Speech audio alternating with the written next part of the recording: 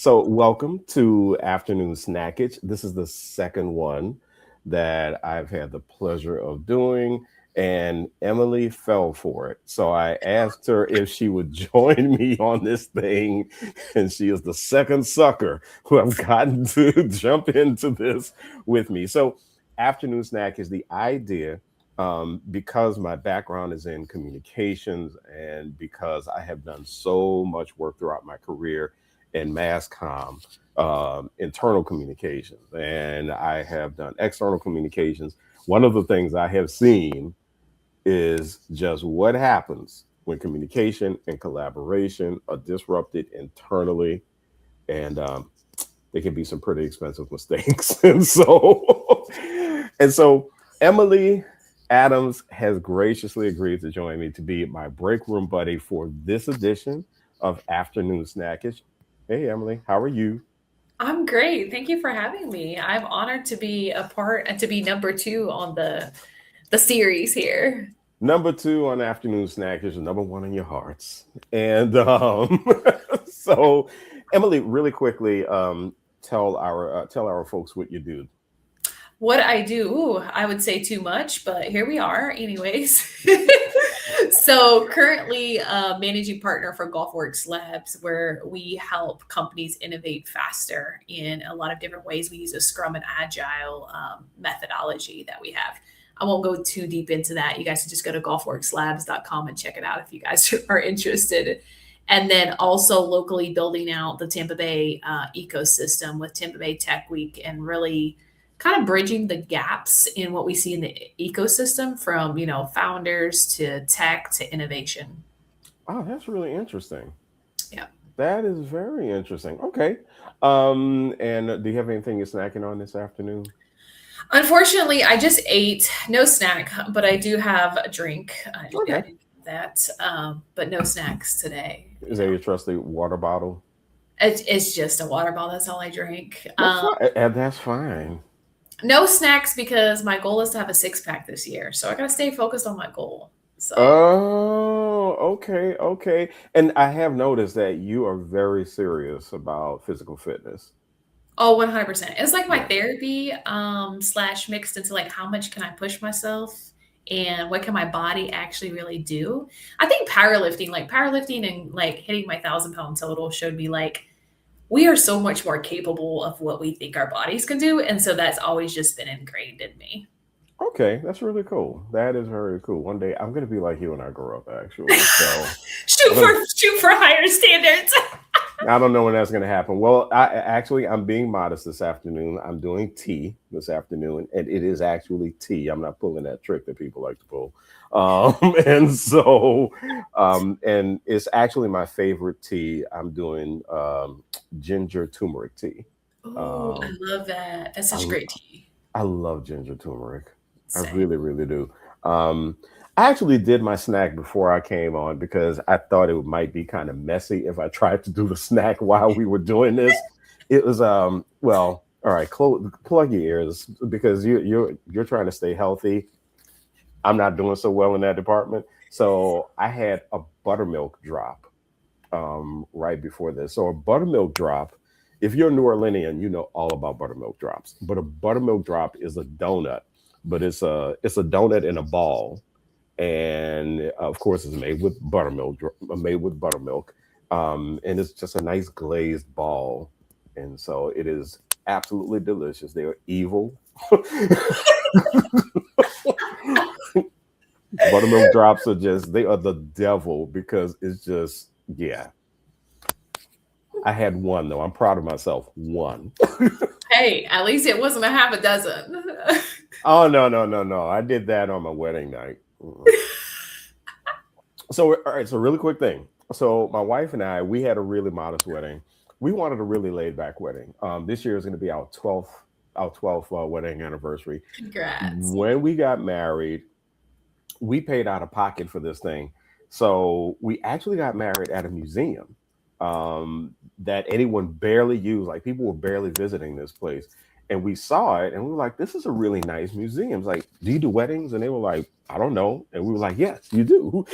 So we looked at all the stuff. So then it came time to look at the cake. And Halima's not from New Orleans. And so when we were looking at the cakes, she said, "Hey, cakes are really expensive. I mean, because weddings are a racket. I mean, as far as marketing and all that stuff is concerned, we didn't want to pay crazy money for a cake." And so she came up with this idea. She said, "I love those buttermilk drop things." And I said, "Yeah, I love them too." She said, "What if we were to just buy a whole bunch of them and just get them into get them into like a cone, a tiers of buttermilk drops?" And I was like, "That's a dope idea." Big hit. They were a big hit. That's So awesome. Awesome and very creative thinking outside of that's what we want. That's what we're going to do. I love that. exactly, exactly. So you do a lot of business consulting, and you know as well as I do that when communication and collaboration get disrupted in the workplace, it's a mess. It is one big mess. You shared with me before we got on that you see AI playing a role. What role do you see it playing? So yeah, I think it plays a huge role. Right now there's this trend of there's this urgency right now, like to implement AI as fast as we can. But and whether that's in communication processors or it doesn't even matter. But the thing that a lot of leaders don't understand if they've never done the foundational work. And so Mm, foundational work, one, you don't have the right data, you don't have the right information, and then you're just trying to bring an AI tool on top of that, which AI is really just going to amplify the trashy data that you have at a quicker speed. And even when we look at like communication and the way that affects, the collaboration piece of it, one, a lot of employees are kind of like hesitant when you say you're bringing in AI. You don't communicate why you're bringing in AI and what it's doing. And the great example we have is IKEA, where they brought in AI, and it could have replaced a lot of jobs, and instead they gave that time back to their team to be innovative. And they're one of the biggest case studies right now that used AI to be innovative in their whole workforce. Like they grew by a lot. But then we have on the flip side, we have the other example, Klarna, where they laid off all the people and didn't have the foundation in place, implemented AI, and now guess what? They're bringing all those people back because it was never there. So I think like oh man. those are two like very extreme examples, but it plays a huge part into, AI in general is just going to amplify everything. Your horrible communication. Now, a lot of people can detect if you write your emails with AI, like all the things, Yeah. right? Yeah. There are some telltale signs. With my being in communications and marketing, I can tell when a press release is written by AI, very easily, actually. And you can tell because press releases, what you try to do is you try to write them in the voice of the client, or you try to write them in the voice of the company. And so I've just seen a lot of press releases that are starting to follow some of the same patterns.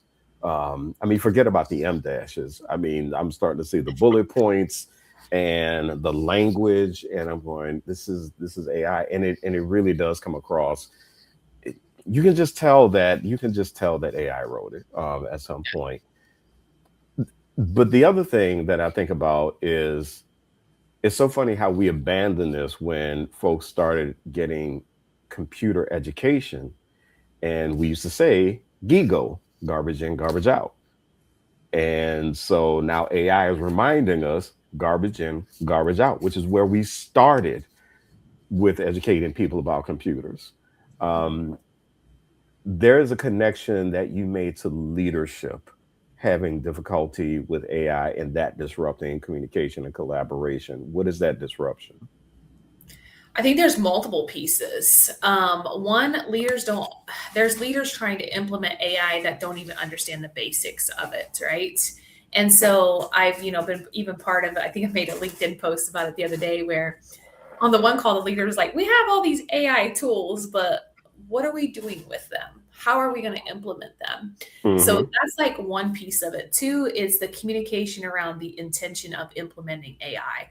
If there's no communication of we want to implement AI to give you tools to be more efficient versus you have to implement AI, that's your goal for 2026, figure it out and know, why are we doing it? How does this impact my job if I implement AI? Do I get a raise? Am I going to like have more time for creative thinking, or are you just trying to do it to lay me off? Right? That's behind Oh everything yeah, yeah, yeah, yeah. has that. So if we're not communicating properly, it's just going to destroy the culture. I actually saw not too long ago, and maybe this is one of the cases you were talking about. I actually saw not too long ago that a company wanted to go with AI and they laid all these people off, and then AI wound up costing them more money than employing the people that they were employing. And it's actually very interesting to me how it seems that one mistake that I'm seeing folks make is that they are electing to try to let AI do the reasoning for them. And we don't do that with any other tech rollout. I mean, I'm thinking as a former recruiter, I'm thinking about the rollout of HR systems and how there has to be training about how to use these HR systems.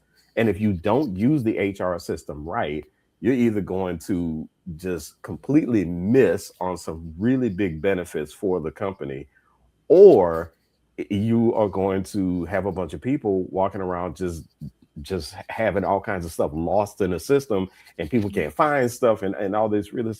So it's really kind of baffling to me that as much of a difference maker as AI is, people are failing to communicate about rollouts of AI. That's baffling to me.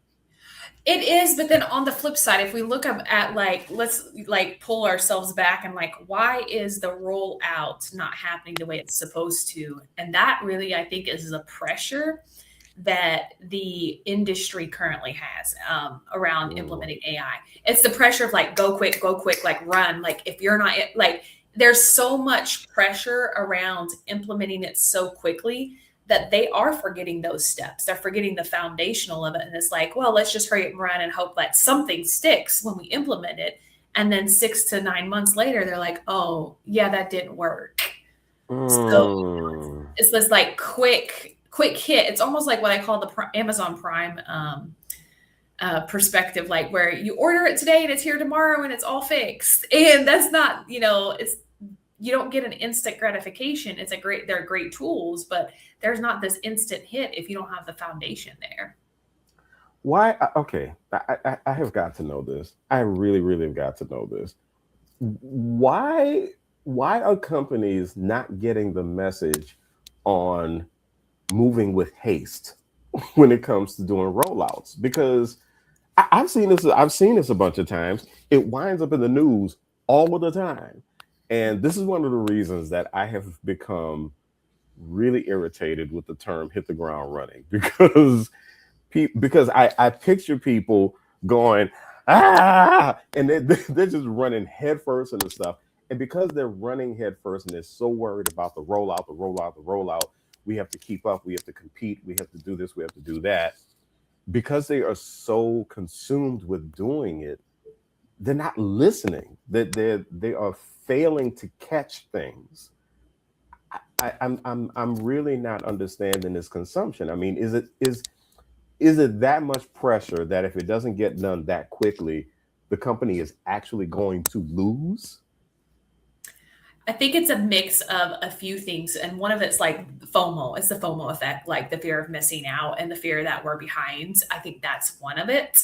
I think the other thing too, it's almost like, how you have this, some cultures there, it's kind of like this side, like squirrel effect. Well, there's a squirrel, like, let's go run after it. And we're going to go run after that instead of actually fixing our root causes. But once they go Mm, after that and they caught it, they're like, oh, yeah, we still have foundational work to do that we never did it. But I think this also goes back to the miseducation that leaders have around implementing AI is a lot of leaders don't even know where to start. And most of them aren't vulnerable enough to say, I don't even know where to start. And where do I start with that? We've seen that. That's very, very clear. And then the other thing too, it's like, well, I can just have my team member execute it. Your team member was never meant to be an AI specialist or an AI expert. And now you're handing them to this and saying, oh, just go ahead and run with it. But then we also have the flip side where I've heard companies say, yeah, AI is on our roadmap. It might be 2027, it might be 2028. But these companies are bigger and they actually have more money that they could be throwing at it, but aren't necessarily doing so. So there's kind of like two sides that you kind of see in the market right now, which is very interesting to watch. So I was going to ask you about that. What about companies that seem to be a bit more deliberate? Are they, is there anything indicating that they are more successful at these types of rollouts? I don't think that the data is there, to be Okay. honest. And I would also, one thing I would say about the bigger companies that are like, oh, we'll get it to 2027. Usually those bigger companies, there's more politics around it. And that Hmm. starts with like, what tool are we actually doing? And then is it going to be an ROI? And then does the leadership have the expertise or the knowledge or the resources to actually go and figure out from an R&D perspective? Which is one of the Hmm. reasons why we built out GolfWorks Labs, was to do that R&D for you. So say for example, you have some 40,000 tasks you're trying to get automated. We can come back to you in an agile scrum sprint within 2 to 3 weeks and say, hey, here's your top three, run with it. So, but again, a lot of leaders have to be able to admit that that's where we need support and we're Yeah. not experts in that. When you're doing a sprint, though, it seems to me that the communication has to be pretty thorough in a sprint. Yeah. So sprint is run just like the Scrum Master. Like, it's very agile. It's daily communication. Here's the updates. Here's what we found. Here's the resource search. Because it runs so quickly, and because Yeah. of the talent pool that we have that we pull from, we're able to execute it very, very quickly.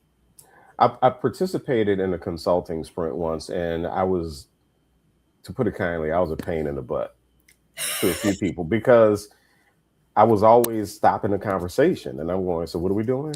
Why are we doing this? What are we going to do next? So what happens if? And I would always get, the consultants would always say, well, we'll figure that out. I'm like, no, I don't want to figure it out. I want to know what we are doing and why is this the step that we're taking? Because I'm one of those people, and at the time I didn't realize I didn't have ADHD. But what I did know is, I did know that when I get into the weeds, I have to be really deliberate about stuff that I'm doing. And I have to be very careful. And that I know about myself. And so in this sprint, I was just that pain in the butt who just kept asking. And then there was this attitude of some people not wanting to ask questions because they didn't want to seem like the person who didn't know. And my attitude was, well, I don't know. so so well, excuse me, I don't know the answer to that question, so I'm gonna ask because I don't want to be boo boo the fool by the time this thing is over. I just don't want to be that dude. And so that's why, to me, when you're in the middle of a sprint, it just seems to me that the communication has to be thorough, it has to be deliberate, people have to be patient with one another, and the last thing you need is somebody who's on a project team just tapping out. And then the next meeting, they're going, oh, yeah, well, okay, I'll get that to you. Which is, to me, that response is the kiss of death in a project. I'm just like, oh, goodness. When somebody says, I'll get that to you, I'm like, oh, I don't know if we're going to get it. Yeah, and I think the other thing too, in the middle of a project like that, it's not just even the meetings that you're having, but the notes have to be very in depth. That has to be, all that has to be shared. So because two people can be sitting in the same meeting and get completely different notes and get completely different perspectives. But if everybody's in the meeting, you have the recording and now you can go rewatch it, or you can look at the meeting notes. So the communication is definitely key. And there also has to be an understanding of how everybody listens and comprehends.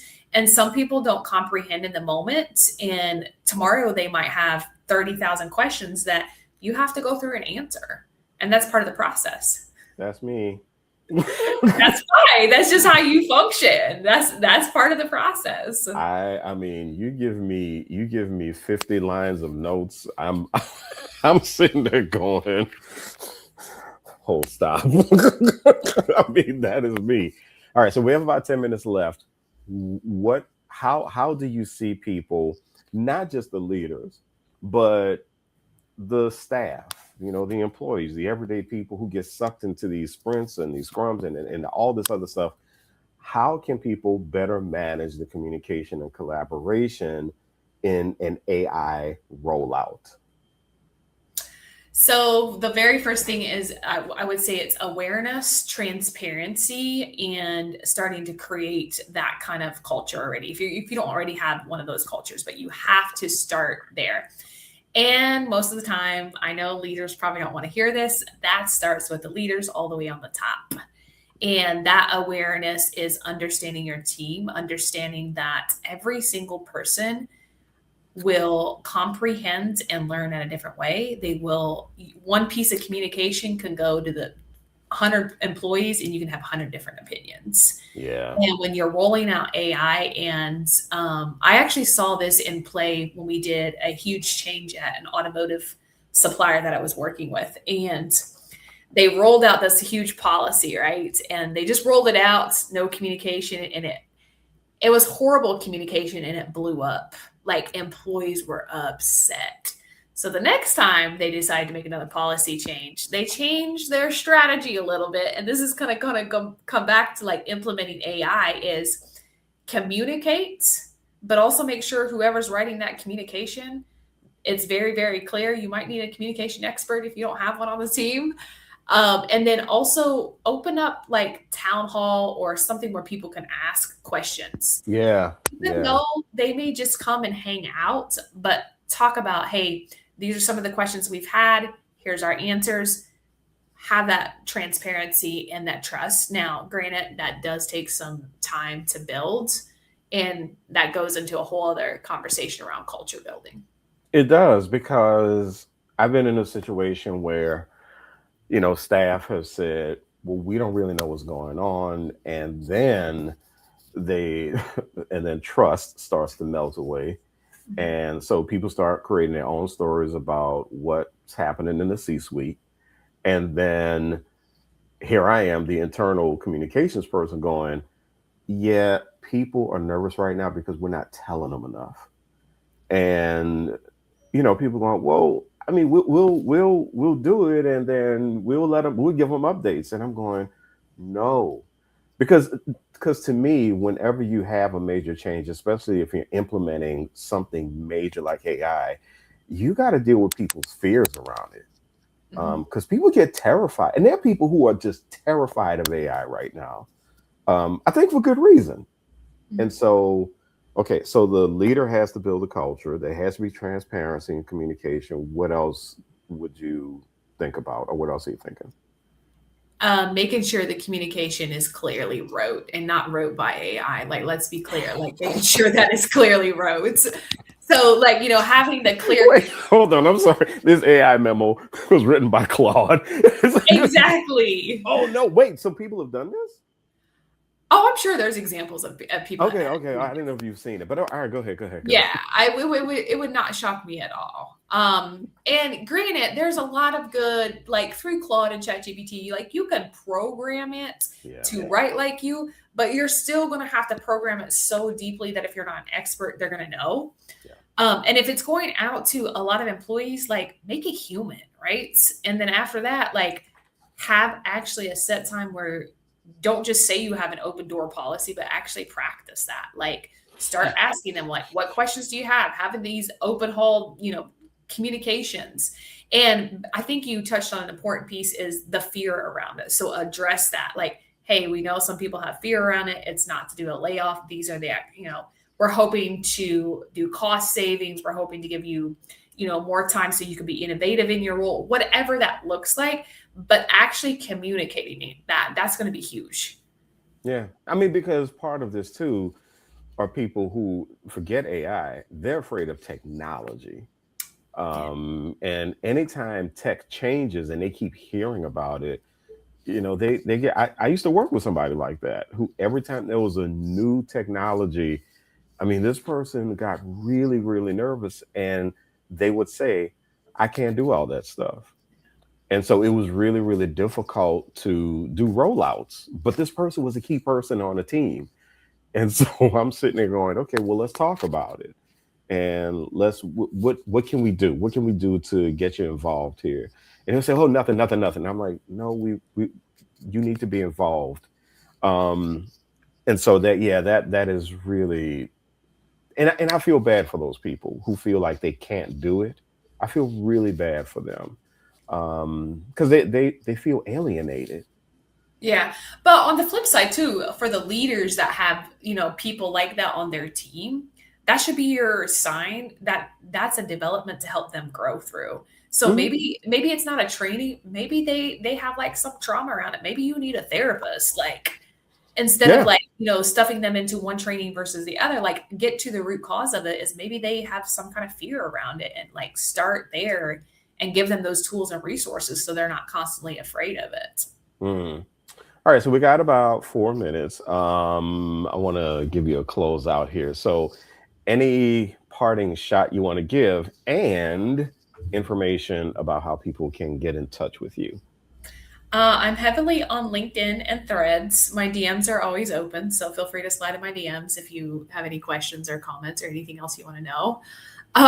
Closing out, I would say when it comes to communication and collaboration, is those are probably the two most important things in building culture.